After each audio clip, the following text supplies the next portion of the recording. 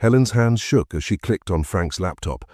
Her breath caught when a woman's seductive smile filled the screen. Beneath it, intimate messages, plans to meet. Her heart pounded violently. After 30 years, the man she trusted had become a stranger, and her peaceful life shattered in an instant. The warm spring sun poured into the small suburban home of Helen Richardson, a retired schoolteacher in her early 60s. Her life had slowed down considerably since her retirement a few years ago. No longer bound by the rigid structure of a classroom schedule, Helen had found a new routine, one that consisted of quiet mornings spent with books, gardening in her backyard, and leisurely afternoons sipping tea while gazing out at the familiar, peaceful view of the neighborhood. It was a life she had earned, and she cherished it deeply. Helen had been married to Frank for over 30 years. Their marriage, once filled with the excitement of youthful love, had settled into something more comfortable, more predictable. Frank, now also retired, spent most of his time in the small study he had set up at the back of the house. There, he would read the newspaper, catch up on current events, or more often than not, stare at the screen of his laptop, lost in the digital world. Helen didn't mind. She had her own quiet pursuits. They lived a life of mutual respect, and while they didn't talk as much as they once had, they still shared an understanding. At least that's what Helen thought. Helen had always trusted Frank. She had no reason not to. They had built a life together, a stable life. Frank had always been the dependable, hard-working man she married, even if his enthusiasm had faded after retirement. But the first signs of something unsettling began to show one rainy Thursday afternoon. Helen had finished tending to her roses in the garden and walked into the house, wiping her hands on her apron. She paused as she passed Frank's study, her eyes catching the flicker of his laptop screen through the open door. He was leaning in close, focused intently on something. Normally, she wouldn't have given it a second thought, but something about the way he was staring at the screen made her pause. His face was tense, his brow furrowed, and his fingers clicked rapidly across the keyboard as if he were in a hurry. She thought nothing more of it and went to prepare lunch. It wasn't until later that evening that Helen's curiosity was piqued again. She had gone to bed early, the quiet of the house lulling her to sleep. But as she lay in the dim light, unable to fully drift off, she heard the soft clicking of keys from Frank's study. He wasn't sleeping yet. That was unusual. She tried to ignore it, but then she heard it. A low, muffled laugh. A woman's laugh. Helen's heart skipped a beat. She didn't know why, but the sound unsettled her deeply. She tried to dismiss it as nothing. Perhaps it was some kind of funny video Frank had stumbled upon, but the seed of doubt was planted. She lay there wide awake, staring at the ceiling, wondering what had triggered her unease. The next day, Frank acted as though nothing had changed. He was still his usual self, making small talk about the weather and discussing plans for a new book he was reading. Yet the shadow of that laugh and the strange late-night behavior lingered in Helen's mind. She couldn't shake the feeling that something was different. She didn't want to believe it, but she couldn't ignore the nagging suspicion that had taken root. It was a few weeks later when Helen's suspicions grew harder to ignore. She had been cleaning the house, putting away laundry, and tidying up when she decided to do something she hadn't done in years: look through Frank's things. She was never the snooping type, but the small, almost imperceptible shift in the routine had made her question everything. There was a hesitation in her step as she approached Frank's study, but the door was slightly ajar, and she could see his back to her as he was hunched over his laptop. This time, there was no strange laughter, but Helen felt a twinge of discomfort. Her gaze fell on a small slip of paper on his desk, a receipt for an online purchase. It wasn't unusual for Frank to shop online for books or gadgets, but the item listed on the receipt made her heart sink. The product was a subscription to a website, one that promised exclusive content from a model. Helen's first instinct was to brush it off. Maybe it was a mistake. Maybe Frank had simply clicked on something by accident. But as the days passed, Helen found herself becoming more and more fixated on it. Her unease grew, and the more she thought about it, the more she realized that she needed to understand what was going on. So one afternoon, when Frank went to visit an old friend in town, Helen took it upon herself to investigate further. She sat down at Frank's desk, her fingers trembling slightly as she opened his laptop. It was a moment of trepidation. Yet Helen felt a surge of determination. She didn't know exactly what she was looking for, but she knew that if Frank was hiding something from her, it would be on his computer. She quickly navigated to the History tab, scanning through the various websites Frank had visited. It was all fairly mundane at first. News sites, sports updates, a few online retailers. But then she saw it. Jessica. A name, followed by a link to a social media profile. Helen's heart raced as she clicked on it, not knowing what she would find but unable to stop herself. The profile that loaded was one she could hardly believe. There, in a series of photos and videos, was Jessica, an attractive, scantily clad woman in her 20s, posing provocatively for the camera. Her smile was bright, almost flirtatious, as she posed in various suggestive ways. The captions under each photo and video were filled with intimate words, aimed at those willing to pay for access to her exclusive content. Helen's eyes scanned the page. There was no mistaking it. Frank had been in communication with this woman, sending messages and subscribing to her content. And from the tone of the conversations, it wasn't just admiration from a fan. Frank had been engaging with Jessica on a personal level, sharing more than just admiration for her looks. The depth of the betrayal hit Helen like a physical blow. It wasn't just a harmless flirtation or a passing interest. Frank had been emotionally invested in Jessica, someone he had never met but had chosen over his own wife. Each message they had exchanged seemed to pierce her more deeply as Helen read the words Frank had sent to Jessica. He had told her things he hadn't told Helen in years, about his loneliness, his desires, his regrets about their marriage. The silence in the room felt deafening as Helen closed the laptop with a snap, her breath coming in shallow gasps. Her mind was racing, processing the unimaginable betrayal. She stood up, her legs unsteady beneath her, as she felt the weight of the truth settle in her chest. Frank had been living a double life, one that Helen had never suspected. Helen walked slowly to the window, staring out at the quiet neighborhood. The world outside seemed unchanged, but everything inside her had shifted irreparably. She had always trusted Frank. But now that trust was shattered, and the pieces of their life together felt like they were slipping away. Helen didn't sleep much that night. Her mind replayed the words on the screen, Frank's words to Jessica, the intimacy, the secrets he had kept, the lies he had woven into the fabric of their life together. The weight of the discovery was suffocating, and she couldn't help but wonder how long this had been going on. Was she blind to it all these years? How had Frank been able to hide such a betrayal under her very nose? The morning came too quickly, but Helen didn't feel ready. She sat in the kitchen, a cup of untouched coffee in front of her. Frank, as usual, had left early for his walk. He didn't know that Helen knew. He didn't know that everything was about to change. When Frank returned, she was waiting for him. She had no plan, no rehearsed words in her head.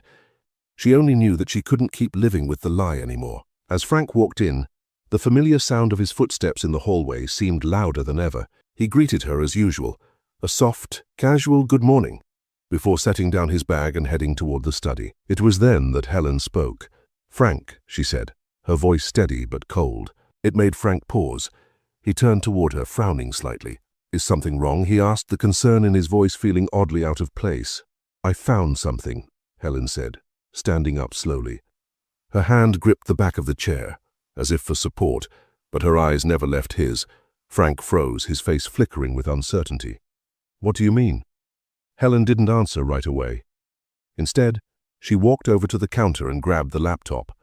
She turned it toward him, opening it to the page she had seen the night before. Frank's eyes widened as he realized what she had discovered. For a moment, neither of them said anything. The silence between them was thick with tension. Frank shifted uncomfortably, his usual confident demeanor cracking slightly. "Helen," he started, but his words faltered. "What is this, Frank?" Helen asked, her voice low but unwavering. "Why have you been messaging her? Why have you been paying her? What is this woman to you?" Frank looked away, his lips pressed into a thin line. Helen could see the guilt in his eyes. It made her stomach turn. "It's not what you think," he began, his voice defensive. It's just a bit of fun, Helen. A distraction, nothing serious." Helen stared at him, disbelief washing over her. "A distraction? Fun?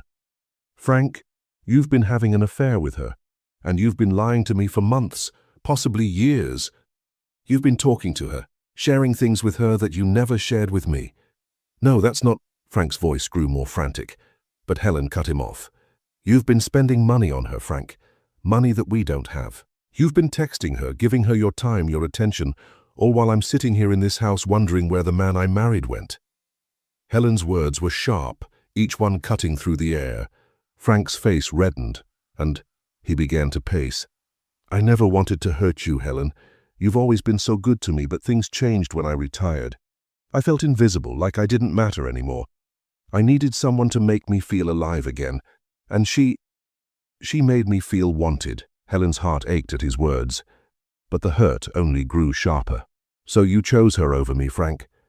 Instead of talking to me, instead of being honest, you went behind my back. You betrayed me. You betrayed our marriage. You've destroyed everything we built, and now you're telling me it was just a little fun. Her voice trembled with a mix of anger and sadness. I didn't mean to hurt you, Frank said again, his voice quieter now. But I don't know what to say. I've screwed up, Helen. I'm sorry. Helen shook her head, feeling the weight of his apology as if it were just another lie. Sorry doesn't change anything, Frank. Sorry doesn't fix the years of trust you've torn apart. Sorry doesn't make up for the fact that you've been lying to me every single day. Frank stood there, his shoulders slumped.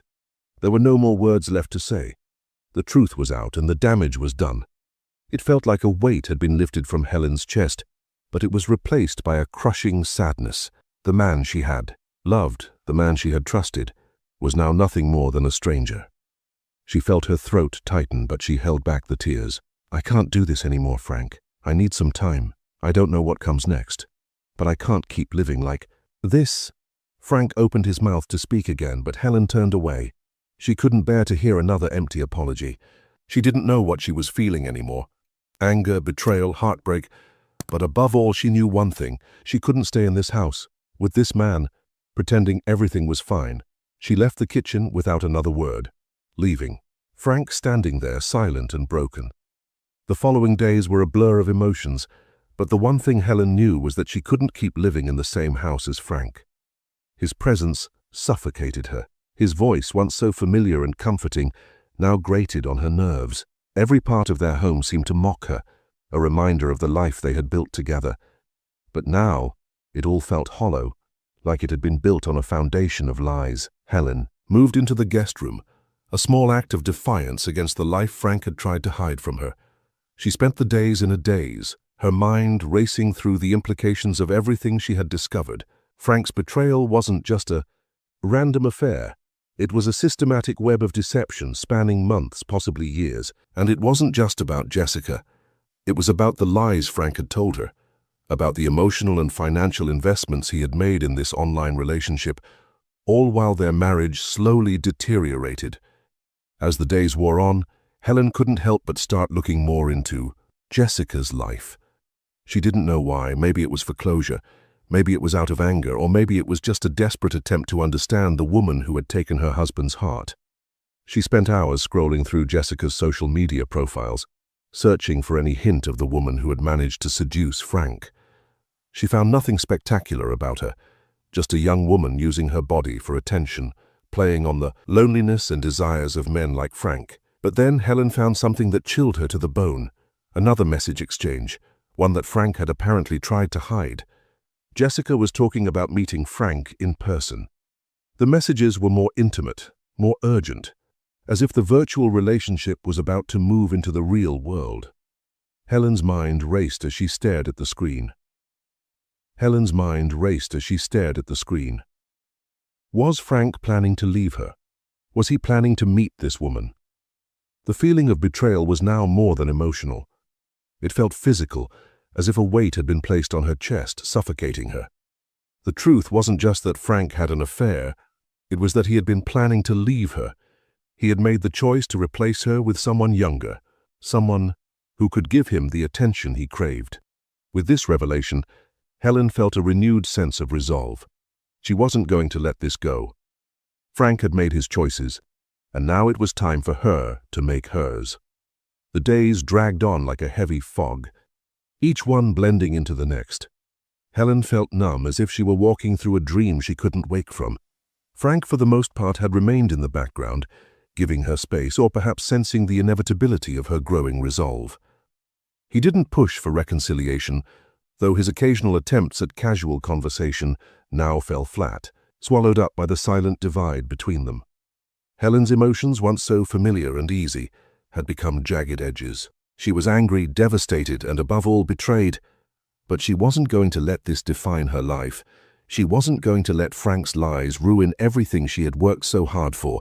She could not stay in this house with him pretending that everything was fine. Something had to give. Something had to change. One evening, as the autumn breeze whispered through the windows, Helen sat down at the kitchen table, staring at the papers in front of her. They were the divorce papers, papers that she had printed out days ago but had been too afraid to sign. Her hands shook as she picked up the pen, her heart heavy with the weight of finality. She could no longer live with the man who had shattered their life together. She needed to reclaim her own peace, her own dignity. She was so absorbed in her thoughts that she didn't hear Frank approach. He stood silently at the entrance to the kitchen, his expression unreadable as he watched her. Helen didn't look up at him. She didn't want to give him that power anymore. She didn't want to feel the guilt that came with seeing him. "Helen," Frank said, his voice low, hesitant. "Can we talk?" Helen's grip on the pen tightened, but she didn't say anything at first. What more was there to say? The truth was already out there. His betrayal was laid bare in front of them both. There were no more excuses. Finally, she lifted her gaze to meet his. Frank's face was worn with age and regret, but the guilt in his eyes seemed almost too much to bear. He looked like a man who had lost everything, and perhaps he had. "I think you know what needs to be said, Frank," Helen said softly. "I don't know if it's even worth saying anymore." He stepped closer, his voice pleading. "I'm sorry I've said this before, but I need you to know how much I regret what I did. I never meant to hurt you. You're the most important person in my life." Helen's heart twisted at his words, but she held firm. "No, Frank. The most important person in your life was never me. It was always you. You never stopped thinking about what you wanted, and you made sure I didn't see what was really going on. You made sure I was blind to the fact that you were living a lie." Her voice cracked at the last words, but she swallowed the emotion and steeled herself. Frank's eyes flickered with something between shame and frustration. "I know I messed up, but we can fix this. I love you. I always have." Helen shook her head. "No, Frank, you don't love me. You used me. You took my trust, my loyalty, and turned it into something to manipulate. I can't keep living like this, and I won't. I've spent my life being a wife to you, and I've given everything I had. But now I need to find myself again, without you." Her words hung in the air between them, the finality of them palpable. Frank opened his mouth to say something more, but Helen stopped him with a single glance.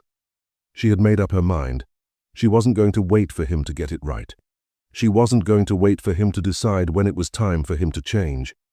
She had already lost too much. Without another word, Helen reached for the divorce papers, her hand moving decisively across the table. She signed her name on the dotted line, each stroke of the pen cutting through the years they had spent together. It was over. For good. The sound of the pen on the paper seemed almost louder than anything Frank could say. She signed it and pushed the papers toward him. Frank looked down at them, his face a mask of emotion. His eyes welled up, but no words escaped his lips. "Take them, Frank, it's done," Helen said quietly, rising from the table and walking past him toward the door. She didn't want to be in that house a moment longer. She didn't look back. Helen didn't know what the next chapter of her life would look like, but she was determined to find out. The pain of the betrayal was still fresh, a wound that would take time to heal. But Helen could feel a sense of liberation taking root inside her. She was free from Frank's lies, free from the weight of his secrets, free from the suffocating grip of a marriage that had been built on deceit. The days that followed were filled with small, almost insignificant moments that Helen had never taken the time to appreciate. She walked through her neighborhood with a renewed sense of self, savoring the quiet solitude she had longed for. She took long, peaceful walks by herself, rediscovering the joy of being alone with her thoughts. It wasn't easy at first. There were nights when she found herself awake, the memory of Frank's betrayal still haunting her. But slowly the pain began to dull. Slowly she started to remember who she was before Frank, before the marriage, before the weight of responsibility had consumed her. Helen began to immerse herself in the things she had once loved. She picked up the books she had put aside years ago, the ones that had once sparked joy in her heart. She started gardening again, her fingers in the dirt, watching as flowers bloomed and grew under her care. She began volunteering at the local community center, finding purpose in helping others in a way she never had before. And slowly, the quiet life that she had once shared with Frank began to feel less like a prison and more like a sanctuary. She was learning to live for herself again, to find peace and happiness without relying on anyone else. Helen had always thought that her life would be defined by her marriage, that she would grow old with Frank, sitting side by side in their retirement. But now, as she stood at the cusp of a new chapter, she realized that her life was hers to shape. She was not defined by Frank's betrayal. She was defined by her strength, her resilience, and her ability to start over when everything seemed lost. Weeks had passed since Helen signed the divorce papers, and though the ache of betrayal still lingered, she had found herself slowly adjusting to the rhythm of a life without Frank. Her days were filled with routine, yes, but they were her routine now. The quiet comfort of her home was no longer suffocating. She had reclaimed her space, her life, and most importantly, her peace. But nothing prepared her for the day she saw Frank again. It happened unexpectedly. Helen was at the local cafe, a small cozy spot she had begun frequenting each morning for her coffee. It had become a little sanctuary, a place where she could relax with her thoughts, tucked away from the rest of the world. She sat by the window, the warm sunlight casting a gentle glow over her as she read a book, a cup of chamomile tea by her side. Her peaceful morning was disrupted by the sound of the cafe door opening. She didn't look up at first, assuming it was just another customer. But then she heard a familiar voice, one she hadn't heard in weeks. "Excuse me, Helen?" Her heart sank. She knew that voice. She didn't have to turn around to know who it was, but she did anyway. There, standing in the doorway of the cafe, was Frank.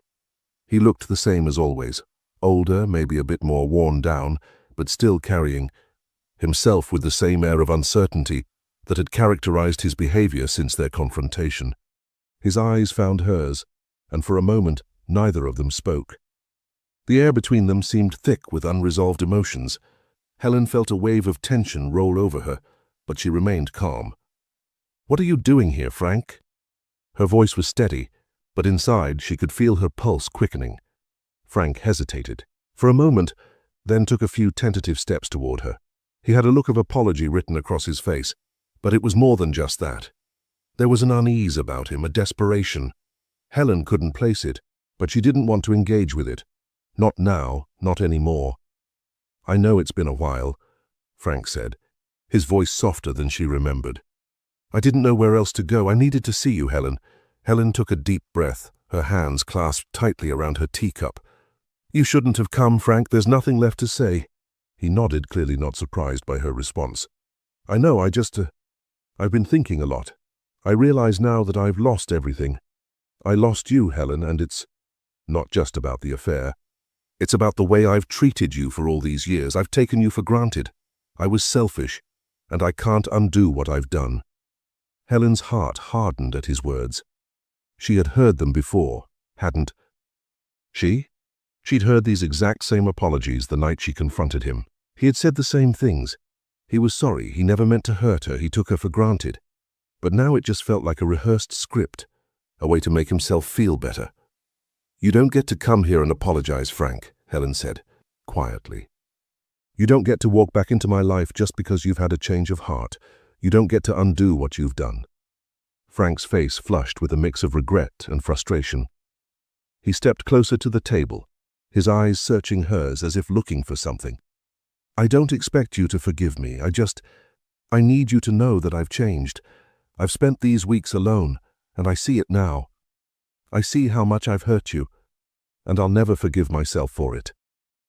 Helen sighed, a deep, resigned sound. She looked at him for a long moment before speaking again. "You can't undo the past, Frank. What's been done is done, and I'm done too. She looked down at her tea, feeling the sting of the moment, but also feeling the strange release of a burden she had carried for too long. Frank didn't respond right away. He just stood there, silent, his shoulders slumped in defeat. Helen could feel the weight of the years they had spent together, but she no longer felt the need to carry it for him. She didn't owe him her forgiveness. Not anymore. "I think it's time for you to go," Helen said, her voice final. Frank stood for another moment, looking like he wanted to say something more, but eventually he nodded slowly and turned toward the door. Helen watched him leave, feeling a strange mixture of relief and sadness, but also something else, something she hadn't expected. She felt no desire to chase after him, no wish to go back to the life they had once shared. She felt free. After Frank left the cafe that day, something in Helen shifted. It wasn't the immediate sense of closure she had expected, but it was something almost more profound, a quiet understanding that her life was now completely her own.